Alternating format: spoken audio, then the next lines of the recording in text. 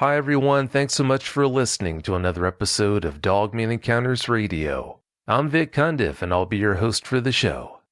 Before we bring on tonight's guest, if you've had a Dogman encounter and would like to speak with me about it, whether in private or on the show, please go to Dogman-encounters.com and submit a report. I'd love to hear from you.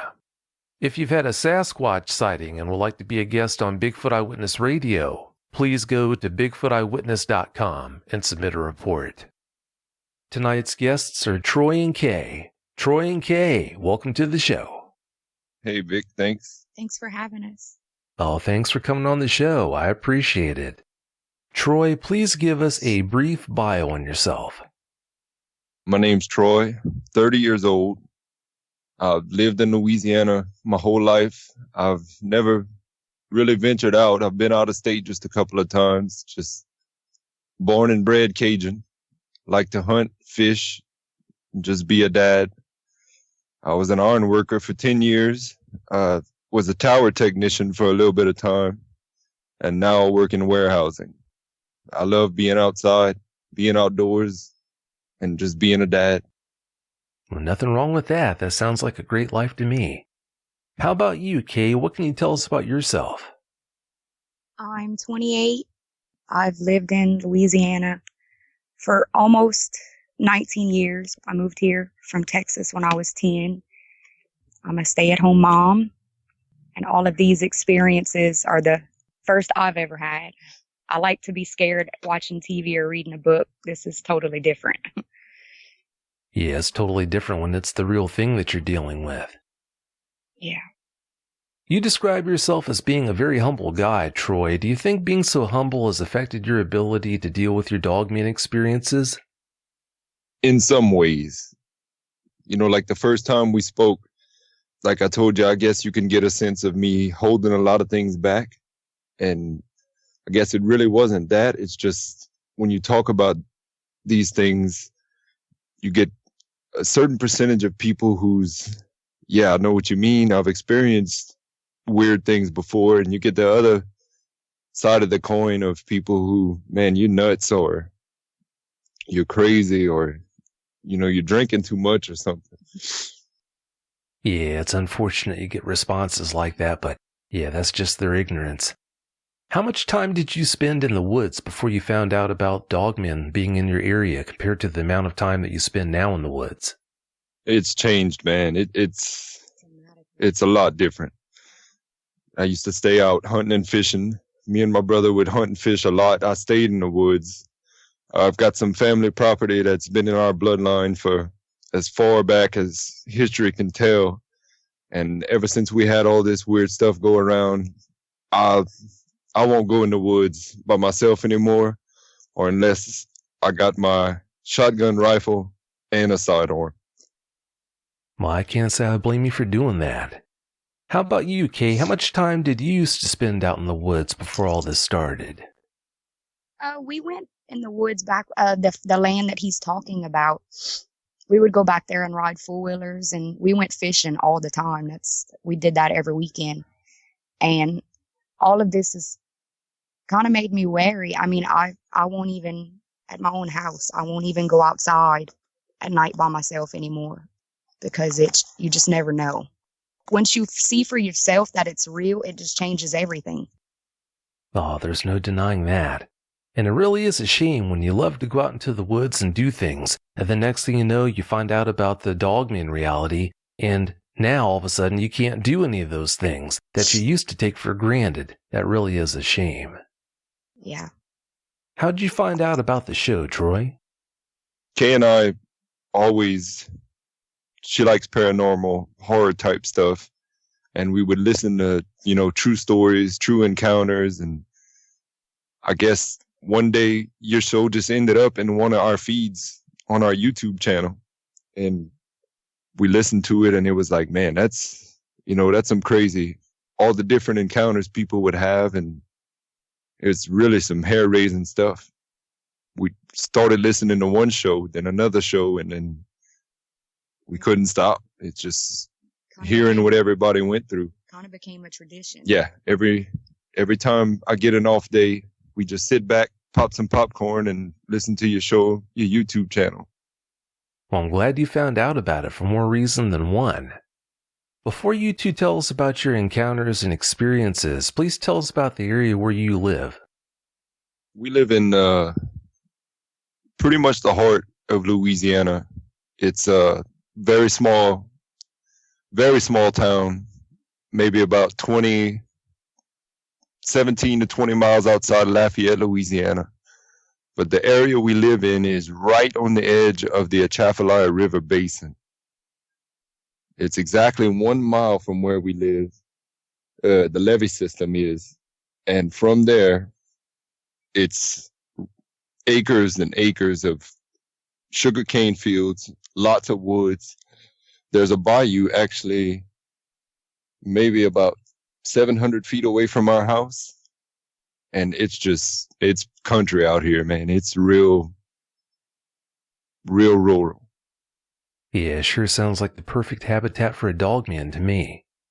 All right, Troy, you've got several experiences to share with us tonight, and then after you've shared yours with us, gonna have Kaye come on and tell us about the experiences that she has prepped and ready for us. Please give us every last detail that comes to mind. Yes, sir. What kind of made this all come together is our middle boy. He was 4 at the time.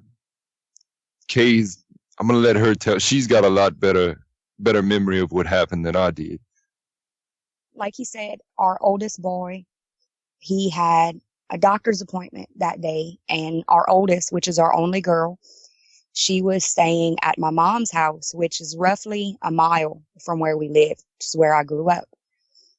After we left the doctor's appointment, we had stopped to do a little bit of grocery shopping, and my mom had asked if we could pick her up some dog food, because Walmart is roughly 30 minutes from where we live, any direction you go. So we had stopped, and by the time we made it back on this end, our son was asleep in the truck. It was starting to get dark. We pull up at my mom's, and, we're not going to stay. He's asleep. He just fell asleep. He had a big day. He's not feeling well. We were just going to let him sleep in the truck. I got out to go inside and get our daughter. And Troy had got out to get the dog food out of the truck and put it in the big container that my mom keeps underneath the carport. And it's all open area. I mean, no matter where you're standing, you can see the truck underneath the carport, the walkway, the porch. And somebody was always outside. Troy was outside taking care of that. And I had walked in the house and was telling our daughter, it's time to come home. And at that point, Troy needed to step in the house for something. So I stepped outside, and my mom followed me. And we're standing on the porch, and we were talking, and we'd only been standing there for maybe a minute or two, and I didn't hear anything. But my intuition was just telling me to go check on our son in the truck. So I told my mom, well, just hold on a second. Let me just go check on him. And I walk out to the truck, and the truck's running and the radio's faint. So I can't hear anything until I open the door. And when I open the door, I noticed immediately that he was not in his car seat, and his car seat was in the 3rd row seat at the time. And as I'm noticing that he's not in his car seat, I can hear him faintly crying. So I ask him, what's wrong? And he's not answering me. I can't see him. So I got in the truck, I shut the door, and I'm talking to him, baby, what's wrong? Mommy's right here. What happened? And now that I'm in the truck, he's crying a little bit harder. And I figured out that he's down in the floorboard of the 3rd row seat. He still won't come out. He won't tell me what's going on. After 30 seconds or so, I finally get him to stand up, and I'm telling him to come sit, come sit with mommy, tell me what's wrong. And at this point, he is really crying. He crawls over the seats, and he comes and he gets in my lap. And he still won't tell me what's wrong. I'm trying to comfort him. And Finally, he just says, Mommy, the wolf man was standing in Momo's flowers and he was going to get me. And it caught me off guard. I didn't know what he was talking about. And it's important to add that my mom has a flower bed that runs along the length of her driveway on the left side. And she has different flowers all planted in there. And it wasn't far from the truck. And what are you talking about? The wolf man was in Momo's flowers and he was going to get me, Mama. I just know it. He was going to get me. He took a step towards the truck. And at this point, I look up across the truck out the driver's window and I'm looking around the yard to see, is there anything that he could have seen that just played tricks on him? Anything that he could have seen that he could possibly think was something to be scared of? And I can't see anything. And he tells me that he had gold eyes and sharp teeth. And he is scared. And I'm holding him and I'm rocking him and I'm trying to comfort him. And this whole thing was just a few minutes. And at this point, Troy and our daughter, they come out to the truck and they get in and he's still crying. And Troy looks at me and he asks me what's wrong. But before I could answer, our son told him the same thing that he had just told me. And we just kind of look at each other, what is he talking about? And Troy tells him, buddy, you might have just had a bad dream. Everything's okay. Let's just go home. And at this point, he has calmed down, but he's still scared.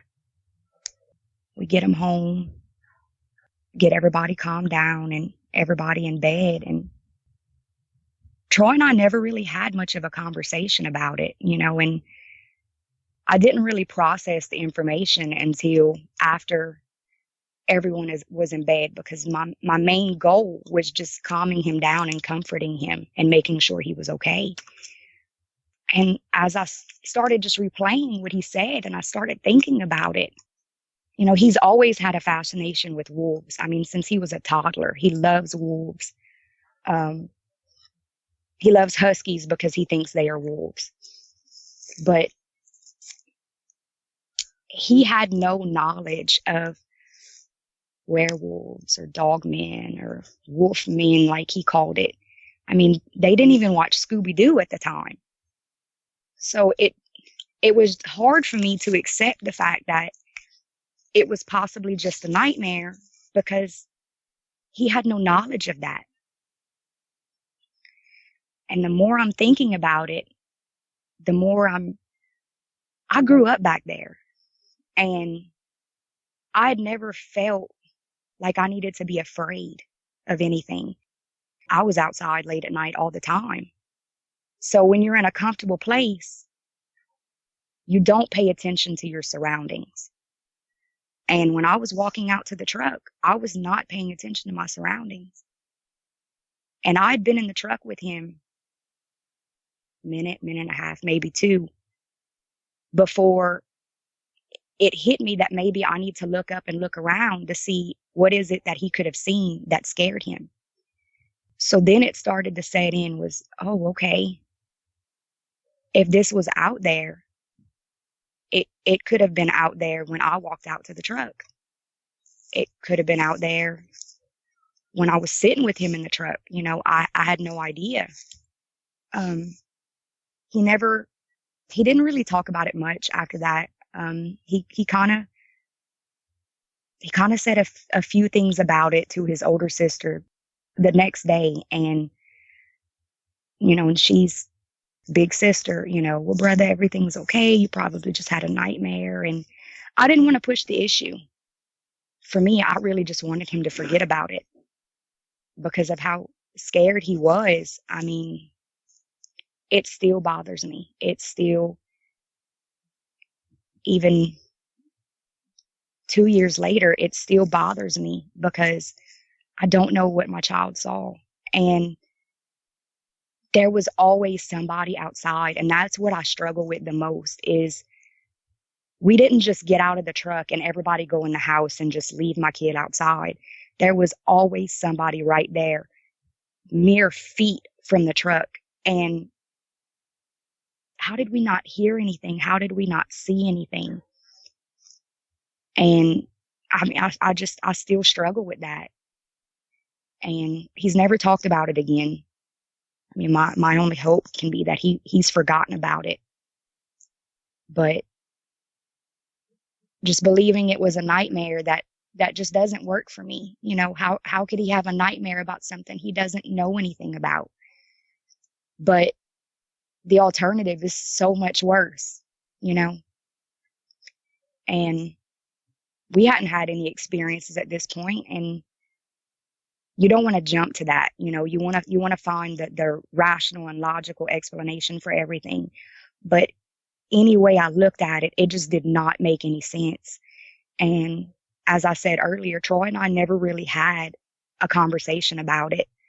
You know, both of our focus was just making him feel secure and safe and making sure he was okay. We didn't really even have a conversation about it until after we started listening to your show. And we had been listening for quite some time, because I mean, time passes and you get busy with life and you don't really forget about it, but it just moves to the back of your mind. You don't dwell on it anymore. And that's basically what happened. And that was the first key for us to start putting things together. You know, we just, hey, do you remember when this happened with him? And we started talking about it again. And then that just kind of set everything else into place for everything else that's happened afterwards. I'm going to briefly turn it over to Troy, because a neighbor had told him something and I wasn't there for that. What really started to make us put all of this together was about 2 weeks before our son had the incident in the truck. My mother-in-law's neighbor tells me that one night she's going to have a smoke on her porch. She said she stepped out on her porch, lit her cigarette. She's standing there for a second, and something catches her peripheral vision. And she has a security light on a telephone pole about 70 yards from her front porch. And she says when she looks at whatever caught her attention, she said, there's this wolf. She said, a big white wolf, white color, gray. And I'm thinking to myself, you know, we don't have wolves in Louisiana. And she says, no, Troy, I'm telling you, I saw it. It was a wolf. And she says, you know, she kind of standing there looking at this thing, thinking to herself, yeah, we don't have wolves down here. What am I seeing? And she said she gets onto her steps for a closer look. And as she took a step onto her steps, she said it reared up on its back legs and just stayed there. And I said, what do you mean it reared up? She said it stood up and it was on its back legs. She said, and at this point, it freaked her out so bad, she ran back into her house. And at the time, I'm thinking to myself, you crazy. First of all, we don't have wolves in Louisiana. And the whole back, standing up on its back legs part, that's alien. That don't happen. Well, about 2 nights later, I go out on my porch to smoke a cigarette. And we have a dog, Sophie. She's a Jack Russell Rat Terrier mix. And this dog barks at anything that moves. And I walk outside and I notice she's standing there, ears up, hairs raised, and she's not moving a muscle. She's just pointing towards the front of our house. And when I look in the general direction where she's looking, I see a big wolf head looking. And what it was, whenever I go out to smoke, a lot of the times the kids hear the front door squeak open and they just love being outside. So my daughter Lila, she was running back and forth on the steps. And when I look up and I see this wolf, it's kind of looking at me. It's looking at her. And I was just in awe, because not only do we not have wolves down here in Louisiana, but I am 6'4", and this thing's head was looking at me over our mailbox, which reaches me up to my ribs. At this time, not only did it freak me out, like I said, just the size of this thing, the feeling I got from it was watching my child. That was the general feeling I got of it. And it kind of squinted its eyes. It looked at my daughter, and then it looked up at me like, is this worth my time? But man, my hair raised. I walk in the house, and I'm walking towards the bedroom, and Kay says, "What's going on?" And I said, "There's a wolf. There's this big wolf outside in the front yard."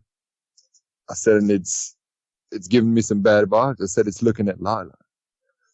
So I walk in the room and I grab my rifle. And by the time I walk back outside, all I see is a tail. But for how big this thing was, the tail was not, it was short. The tail was not in proportion to this thing's body. This thing starts walking in the general direction of our neighbor's house. And I'm waiting for it disappears from the light of our porch, which is the only light source we have in front of our house. And our neighbor across the street, they have a big light on the front of their porch. So I'm watching it. I see the tail disappear into the darkness, and I'm waiting to see it emerge into their light, and I never do see it. And then Holly, which is the neighbor where it heads to, starts to have some experiences of her own, which Kay can tell you a lot more about that. Well, before all of this actually started, there was a big gap of time between what our oldest son experienced and when all of this stuff started happening. His experience was sometime in July of 2016. And the week of January 15th of last year, I remember that because our daughter was out of school on the 15th. It was Martin Luther King Day. And it happened to snow here Tuesday and a little bit Wednesday. And we don't get snow here often. We had gotten a little bit in December, but we got a lot more in January. So the Tuesday and Wednesday of that week, they had snow days. And some pipes had burst in a few of the schools. So they ended up being out Thursday and Friday too. So they ended up being out for a whole week. And it was either Tuesday night or Wednesday night of that week. The snow was still pretty thick on the ground. And of course, it's really cold outside. And as Troy had said, our only light source at night is our front porch, the light on our front porch. The rest of our yard is fairly dark. There are spots that a few security lights that other people have. There's a few light poles here and there, but it's a relatively dark area back here. I had came out on the back steps to smoke a cigarette, and the door was kind of cracked a little bit. Troy was in the kitchen. He was cooking, and the back door comes off of our kitchen. And the kids were in bed at this point. And as I said, it's really dark back here. And I was just kind of sitting there, and I was playing on my phone and not really paying attention to anything. And on the other side of the fence that runs along the back of our house, it's nothing but open pasture. Some people that live down the road, they have horses, and the pasture runs along the back of our place, the neighbor to the right of us, and to the left, 2 houses down. It's a pretty big area. And closer to the fence in our backyard, we have one big magnolia tree. We have a few pecan trees. But other than that, it's pretty open. And I started hearing something that sounded like footsteps, like someone was walking in the backyard. And I really don't know how long it had been going on until it actually caught my attention. I'm not really sure, but I noticed immediately that it did sound bipedal. And I knew it wasn't our dogs because everybody was in the house. I knew it couldn't be anybody else's dogs because our yard is fenced in and everybody, for the most part, either brings their dogs in at night or they're pinned up, that way nobody roams free at night. And with it being as cold as it was, I mean, especially for us, we don't get that weather very often. And with all the snow on the ground, I knew it wasn't anybody's domestic animal. And so I kind of look up knowing that I can't see anything, but I'm just kind of listening and I can still hear it. And it's not going very fast, but I can still hear what sounds like somebody is walking in the backyard. So I turned my flashlight on my phone, and of course it wasn't nearly bright enough for me to see anything at all. And it's like the moment I started looking with my flashlight, even though I couldn't see anything, it started getting faster, like somebody was running back and forth. And at this point, okay, I'm a little nervous. I don't know what's going on. So I stood up and I opened the back door and I told Troy, hand me the flashlight on the windowsill. And he said, what's going on? I said, I hear something in the backyard. And he's looking at me like, what would be in the backyard with the weather like it is? And I told him again, I hear something in the backyard and it sounds like it's running. Now, the whole time I'm talking to him, I have my back to him. I am still looking out in the general area that I think it is. And I can still hear it. He grabs the flashlight and he steps outside with me. And it's like as soon as he crossed that threshold onto the top step, it stopped. And we couldn't see anything. There was nothing. Of course, I was weirded out because I knew what I heard. A few hours later, we're outside together. And we're just kind of talking. And well, this time it started again. But he was out here. He had heard it as well. Go and get the flashlight. Again, there was nothing. Couldn't find anything. The next morning, we couldn't even find any footprints in the snow. Any evidence that something had actually been out there. But it was definitely unnerving to hear something. You hear something walking and then you hear something running, but you can't see anything. And there's no footprints. There's nothing there to prove that. It definitely made us scratch our heads. Not long after that, we had what we consider a pretty cold winter last winter. Maybe a week or so later, at night, after we put all the kids down for bed, and it's pretty late, 11, midnight, we start hearing what sounds like something being thrown at the front of the house. It's the best way I can describe it. Repeatedly, somebody is throwing something at the front of the house. And you look out the window, you go outside, there's nothing.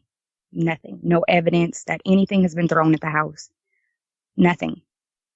And the first night, it could kind of be where, well, maybe I was just hearing things, because you always try to find that logical and reasonable, rational explanation for things. You kind of brush it off. Even though you know what you heard, you still try to brush it off. But it was happening every night, roughly around the same time. We would hear what sounded like something hitting the front of our house.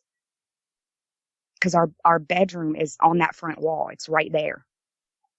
You go outside and there's nothing again. And it happened for 3-4 nights in a row.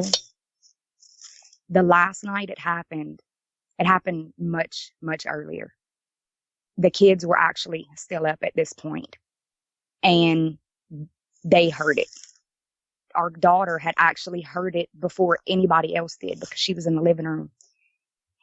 And she had, came run, I hear a weird noise outside. It sounded like something's hitting the house. And after that, everybody starts hearing it. And again, there's nothing outside. But at this point, okay, now our children have heard it. And even though they don't know that we have experienced this the past few nights, just the sound of it and not knowing what's going on, it scared them. And that it completely stops after that. And it just seems like since the things have started happening, they happen in clusters,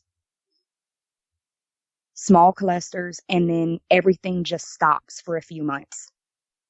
And it stops just long enough for you to not really forget about it, but you're not paranoid about it, or you're not as worried about it, because everything has stopped. And it seems like about the time that you get comfortable, like whatever was going on, it's gone now. It starts happening again. And at this point, we had heard these things, but we hadn't seen anything. And that can make you feel crazy, because you know that you're hearing something, but you can't find any reason why you're hearing this. And it's a very uncomfortable feeling. And then when you reach the point where your kids are scared, that just makes it all worse, because you don't know what to say to them. Kay and I were sitting on the porch. One day I had just getting off of work. And every day when I get off of work, me and her sit down and we just talk about, how was your day? She asked me, how was my day? We're sitting down. We're in the process of doing that. And I walked to the trash can to throw away, I think it was a wrapper from a hot dog or something I had ate on the way home. And a rock flies by right by my leg. And she heard it and she looks up at me and she says, "What was that?"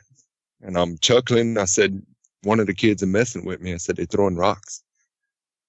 And she just looks up at me and she says, "All three of the kids are in the house. They're watching TV." And I start walking towards her. And again, right on the back of my calf, a big, about the size of a softball, limestone rock hits me in the back of the leg. And look around, there's no one around. It's right at sunset. And we didn't put any of this together. We had never researched any kind of behavior or anything like that. But as we get to the point where we are now, lots of people with Dogman or Sasquatch or, that's a really repeating behavior, is to throw rocks, whether it's to try to get your attention or just freak you out, but it really was a weird thing, man. And then going back to the whole, we don't have wolves down here in Louisiana.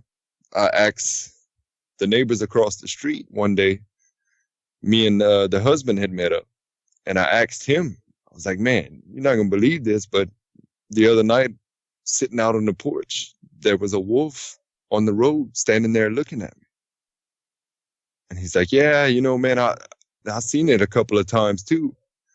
But the rumor going around the neighborhood was, I had told you the first time we spoke, there's this guy in the neighborhood, we call him Jay. He's like the Crocodile Dundee of the neighborhood around here. Real wild guy, kind of lives off the grid, kills his own, grows his own crops, this and that. But the rumor was someone had a wolf they couldn't keep control of or whatever. They gave it to him as a pet. So that was kind of a relief moment. Like, even though this thing was huge, but at the time I had never seen a wolf before, other than in magazines or on TV. Well, then the same guy I'm talking about a week later, I speak to him again, because you can hear this thing at night howling, making all kind of noise. And I asked him again about a week later about like, "Man, you still seeing that wolf thing?" And he's like, "Yeah, man, he's like, I'm having trouble at night. This guy raises all kind of birds. I've been knowing him a long time, and since we were kids, his family was real into birds, any kind of birds, roosters, peacocks, chickens. They even have parrots from South America, macaws, everything. They just love birds. Well, something was ripping the wiring off of his cages and getting to his birds. And he's telling me, he's like, man, I don't know if it's this wolf thing or whatever. I don't see, how it's getting in there, because it was tearing wiring off the cages. And then he tells me that from a distance, he's starting to notice this thing's starting to watch his house. That he goes outside and the kids are outside playing. He's got a lot of nieces and nephews that go over on the weekends and stuff. And he can see from the bushes or whatever this thing's head every now and then watching the kids. And he had told Kaye that he was getting a real uneasy feeling about it, that the next time he saw it, he was going to take a shot at it. And Kaye starts to tell me at this time that she's starting to notice that not only is he's watching his property, but when I'm not home, he's keeping an eye on my place. That every time she sees him, he's outside, he's watching our house real close. On that, when she would go over to visit and drink coffee, he had a rifle at every door. So I don't know what he's seen or what he experienced, but something had him freaked out. From what I understand, Troy, your friend's wife recently thought someone was breaking into their house not that long ago. What's the story behind that? Yeah, Vic, she works down in town at a convenience store, and I was just curious. We started to have weird things start to happen around the house again. And it seems like whenever we would have things go on here, they would have things go on at their house. So I just so happened to get into the parking lot, and she's outside on her break smoking a cigarette. And I walk up to her and I say, hey, that wolf thing that we were seeing a while back, you ever had any more trouble with that? And she says, I don't know. She said, but last night, the particular day I talked to her, she says, last night, I could have sworn somebody was trying to break into the house. She said, and the weird thing about it was, she said she could hear her doorknob rattling. So she said she gets up, she grabs a flashlight, and she goes to the window where she has a view of her back door. And she looks outside and she didn't see anything. She says she opens the door, goes outside, and all the birds that they have, she said in 7 years, she's never heard anything like that. She said every one of the birds were she said every one of them, it's like they were singing a song. She said they were all freaking out. And they have a bull mastiff, big dog. He's underneath the house in a corner, tail tucked between his legs, just whimpering. And she says once she gets back in the house, she said she can tell by the way the animals were acting, it wasn't a person. That once she got in the house, locked the door, she can hear howling. She said she heard this loud howl, like it rattled the doorknob. A few weeks before I had talked to the neighbors and found out that they had seen it as well, it was roughly early spring of last year. And our kitchen sink, there's a window above it, and it's the only window in the house that doesn't have blinds or a curtain or anything. And I have a pretty good view of the neighborhood on that side from the window. And I was at the sink, I was washing dishes, and I look up from time to time to look outside while I'm at the sink. And I looked up, and 2 houses down in the ditch, I could see something. Now, I wasn't that close to it. I didn't get the greatest view, but I could see something down in the ditch. Now, our ditches down here, they're a little bit deeper than typical ditches, but I could see what looked like a wolf. And it's early afternoon, and it just didn't make sense to me because we're not supposed to have wolves here. and it's early afternoon, and this thing is just in this ditch. It just didn't make sense. You know, my eyes have to be playing tricks on me. This is not what I'm seeing. And it was down in the ditch, and I only really saw its head. And if it moved a certain way, sometimes I could see down the side of its stomach. And it seemed, it was paying attention to something down in the ditch with it in front of it. I couldn't see what it was, but just by the way it was acting, it kept looking down at something.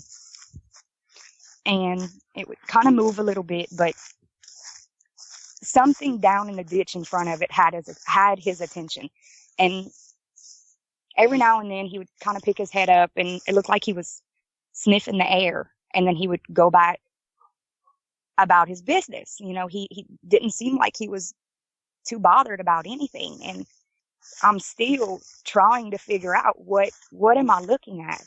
And at this point, okay, I'm starting to look around outside. You know, is there anybody outside that could possibly be seeing what I'm seeing? That way, even if I don't talk to them, I have a little bit of verification that I'm not seeing things. This is really going on.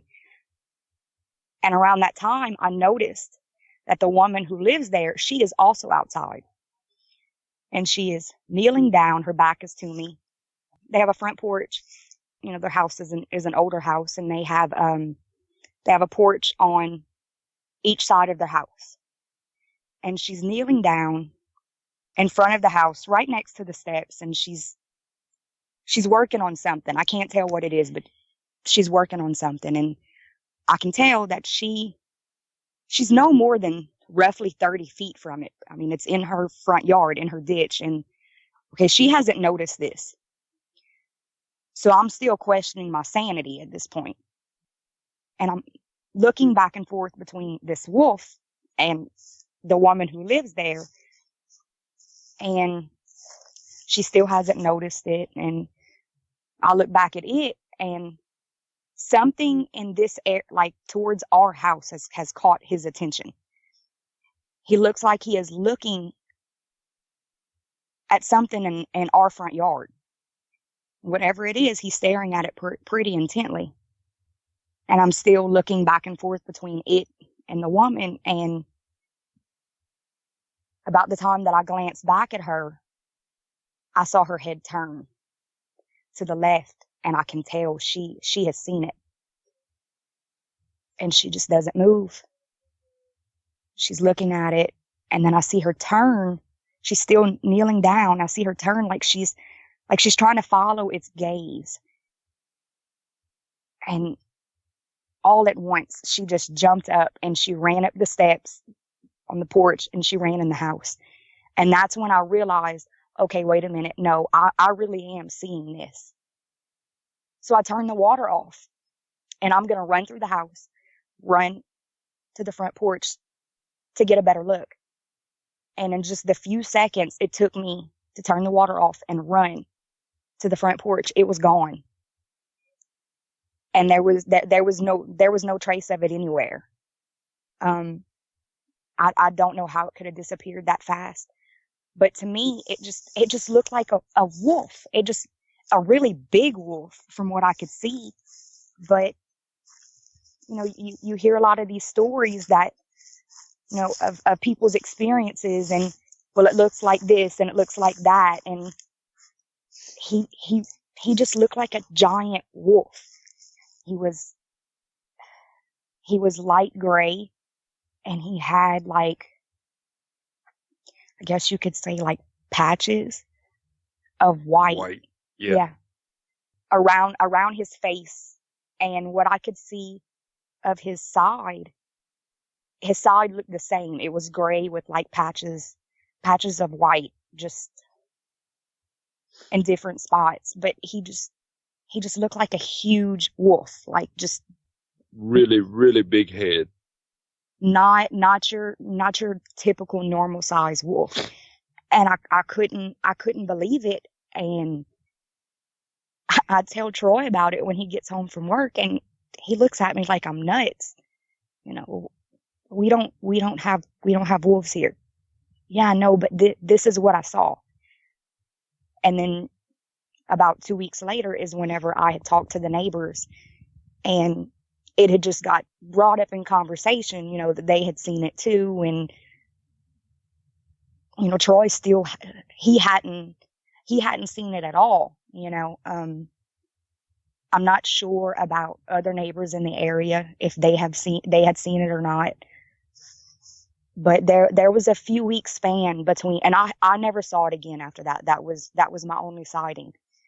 And, it was maybe a month, 4 weeks between the time that I first saw it and when Troy had his experience with it outside. And I can't say for sure, but as far as I know, it either disappeared after that, or it just got better at hiding. 'Cause I haven't seen it again, and I haven't talked to anybody else that has seen it. And when I first, you know, seen it that day, of course, it kind of made me a little iffy, you know, because it is a wolf, and we don't have wolves here, and we have small children, and everybody here has animals, you know, dogs. We have stray cats that roam the neighborhood, but nobody was really worried about it at first, you know, because it really didn't seem to be messing with anybody. And I was the only one that had actually seen it during the daytime. Everybody else, their experiences were at night, you know, that they had either seen it at night, or it had been messing with their animals. I think they said it killed a few of the birds, and nobody seemed to really be too worried about it until that point. And like Troy said earlier, when I talked to the neighbors, and just by the way he was acting, there was something that he was holding back. Exactly. Or something that he didn't want his wife to share. That. And I didn't push the issue, but it changed awfully fast, because it went from, you know, he doesn't seem to really be bothering anything. You know, it hasn't bothered any of the animals. It hasn't bothered any of the kids. You know, of course, it's a wild animal. Everybody will be cautious. But, you know, the assumption was that he was a pet. The assumption was made. There's a guy that lives on the other side of the bayou behind their house, and he has a history of having exotic pets. And the assumption was made that it was his pet, that it probably got out and he just couldn't catch it to get it to put it back up. And so, you know, nobody's going to mess with it, but everybody's just going to watch it. And I mean, the next time I talked to them, it was a completely different story. He just kept saying, I'm just worried about it messing with the kids. And, you know, he did say that it had messed with the animals. It had spooked the animals quite a bit, and it had gotten a hold of a few of the birds. And he did have, you know, he had guns loaded in every doorway. He was waiting. He said, you know, the next time I see it, I'm going to take a shot at it. But just by the way he was acting, if we didn't know him better than we do, it would have been easy to just think, okay, well, you know, that's the end of it. But by the way they both just seemed so uncomfortable, that, okay, you know, there's something more. And like Troy had said earlier, I had started noticing after that when Troy wouldn't be here, you know, I'd be outside with the kids, you know, they're playing. I would notice, you know, he's outside, and he's just kind of standing out there and trying to not make it so obvious, but, you know, he's watching our place too. And that right there just made it even more so of, okay, there's something he hasn't said. There's something more to it. Because of all these experiences you two have been having, have you been thinking about moving? Absolutely. Huh. Well, I ended up talking to the guy that supposedly had him as a pet. You know, I had mentioned it to him because he knows everybody's around here. He knows everybody has small children, and he's really a good guy. He's really a good, responsible guy. And I ran into him one day and I asked him about it. I'm like, man, there's a rumor going around. We've been seeing this big wolf around our neighborhood, that it was a pet that you ended up getting that got loose. And he says, no, man, this it's messing with my animals. I know exactly what you're talking about. It's been spooking my horses. It's been coming around my house. It's been messing around my barnyard. So that right there really threw another chill into it. If it's not yours, then where did this thing come from? We don't have wolves down here. And that's really a spooky part about it, man. We don't, coyotes, but nothing like the size of this thing. This thing was huge, man. He was a big boy. Even though your son's encounter happened over 2 years ago, how much does his experience occupy your thoughts present day, Troy? It does a lot, man. As a father, your job is to keep your children safe and not taking him serious, just chalking it up to it's a dream. But after hearing all these encounters where children see this thing looking at them in their bedroom while they're sleeping, it really makes me think a lot more. It makes me take him a lot more serious. And there was an incident he had where he gets up one night. That was 2 weeks ago. The same boy, this is about 2 weeks ago. He gets up one night and he's going to go in the kitchen and get him a drink. And he ran back into the living room, screaming, yelling to his sister that there was a shadow in the kitchen window. He saw a shadow in the kitchen window looking at him, staring at him. So our girl gets up, grabs him by the hand, walks him back into the kitchen. She turns the light on. There's nothing there. And she's just trying to be big sis at this point. There's nothing there. It's your imagination. Look, it might have been your reflection or your shadow, but this window is the highest window in our home.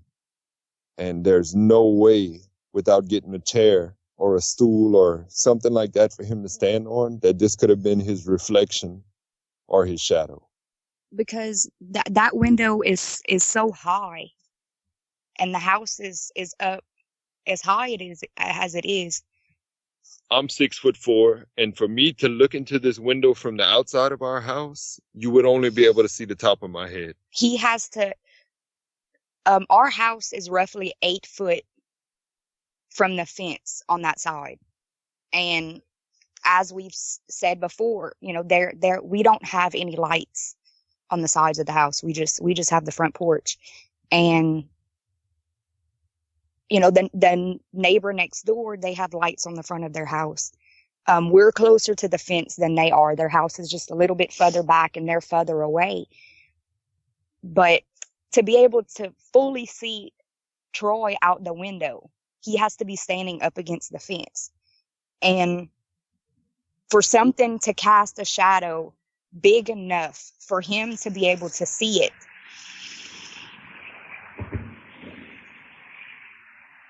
it would have had to be on our side. It would have had to have been on our side of the fence and fairly close to the house, because even our oldest, she needs a chair to really look out the window. And when she told me about it the next morning, because they had fallen asleep in the living room the night before and we just didn't move them, and she was, Mommy, I just did not sleep good last night. Why? And she starts telling me all of this. And she said that he ended up sleeping with her the rest of the night.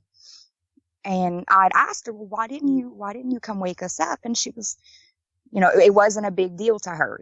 Oh, well, I showed him. It was probably just his imagination, or it might have been his own shadow. So, everything was fine. He slept with me, and I'm, oh, okay. And she went back to playing, but immediately it was, he's not tall enough to cast a shadow, and there aren't any lights on anywhere in the kitchen at night to make a shadow. So for him to see something outside, it had to be pretty big and it had to be pretty close. And neither of us asked him about it. Troy and I ended up talking about it, the next day. And before I could even say anything about, well, it just doesn't make any sense. He was saying everything that I was thinking. And, we didn't ask him about it because he seemed to accept, his sister's explanation. He was fine. And he didn't seem too worried about it, because if he still would have been kind of scared about it the next morning, he would have said something to me about it himself. And he wasn't even in the room with us whenever my daughter was telling me about it. This was just roughly 2 weeks ago. And we both immediately looked at each other like, something's going on here. Yeah, we know it's not his shadow. We know it's not a reflection. But if he's comfortable with that, we'll go with that. And I went and I checked underneath that window just to see if I could see any footprints or anything.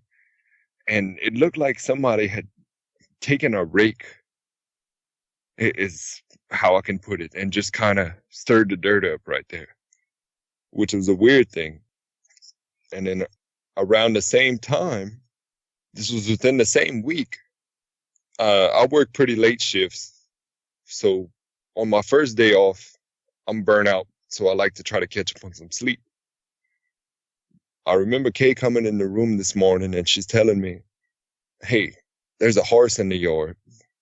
Peter's trying to get his horse. The horse is freaked out. It's spooked, and he's having trouble trying to get it. So the horse ends up, our yard's fenced in. So in order for this horse to get in the yard, it had to jump not only his fence to get out, but ours to get into our yard. And I remember her telling me this, and I'm sleeping at this point. I'm a pretty deep sleeper. So I'm kind of like, yeah, that's nice. Tell me in a minute.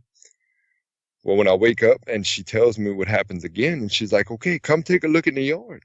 So we're walking around the yard, and she's showing me, and it's real, real wet, man. We've been getting a lot of rain down here. So you can see where something's been running. It's hard to distinguish that it was a horse, but you can see all over our yard where this horse was running.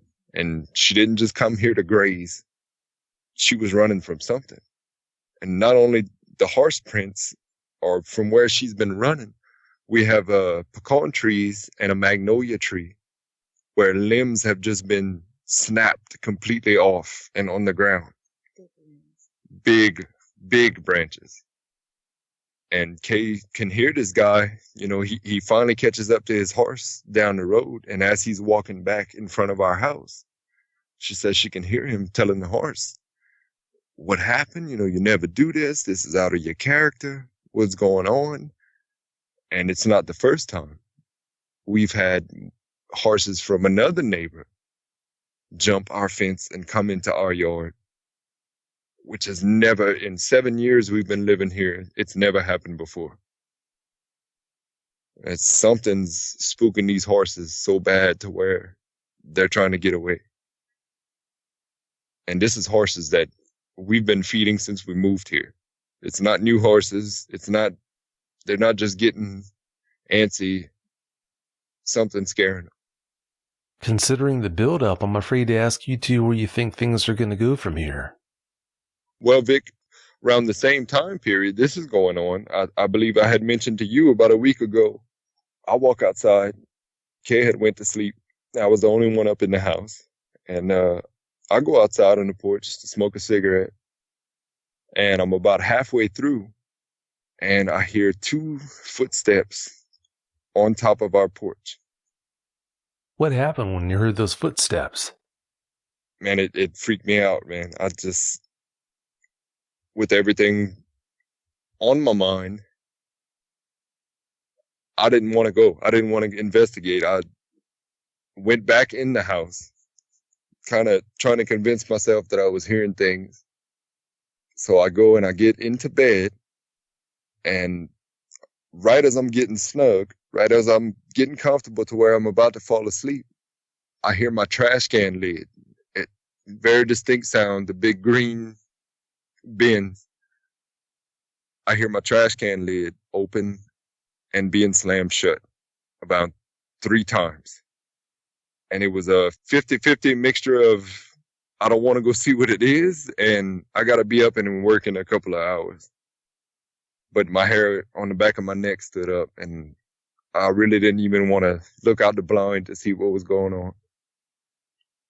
And the funny thing is, my dogs, they bark at everything that moves, and they did not make a sound. And if I can hear it, I know they heard it, but they didn't make a sound. And that was the really weird part to me.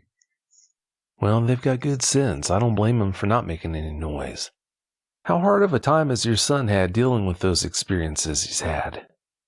He hasn't really said much to me. He's more open to his mom on things like that. And there's plenty of times where I want to sit him down and bring it up and ask details. But at the same time, as a parent, you don't want to force them to relive anything like that. But man, he was spooked. His mom said he was looking around corners. You know, the next day he didn't want to come out of his room. He was looking around corners. He was real reluctant to even talk about anything. So, you know, usually when you have dreams or nightmares or stuff like that, that fades from your memory pretty quick. But he was spooked for the next couple of days real bad. Oh, I'll bet he was. Yeah, he's been through a lot. Well, having said that, guys, it's about time for us to get out of here. But before we do you have any closing comments you'd like to share? Troy, please go first. Don't take anything your kids say for granted. The biggest thing I think that I can say is I feel guilty every day for just telling myself and him that it was a nightmare, it was a dream. Always be aware of what's around you, your surroundings. And try not to think they're crazy. That's well said. How about you, Kaye? Well, I agree with a lot of what he said. Don't take your comfort of I've lived here my whole life as a reason to not be aware of your surroundings, because we were both pretty guilty of that. Always pay attention. Trust your gut. If something feels off, don't try to rationalize it. As he said, if your kids come to you, and even if it sounds outrageous, consider it. And don't make the assumptions just because you haven't had any experiences, you haven't heard anything, you haven't seen anything. Don't assume it's not real. Even though we haven't seen much, what we've heard and what we've experienced, it's been enough to change our lives, our perspectives on everything. Well, I can't see how it wouldn't have. Having said that, I want to thank you two so much for coming on the show tonight and telling us about all those experiences. I really do appreciate it. Thank you for having us. Thanks, Vic. Oh, you're welcome. Thanks again so much. Have a great night.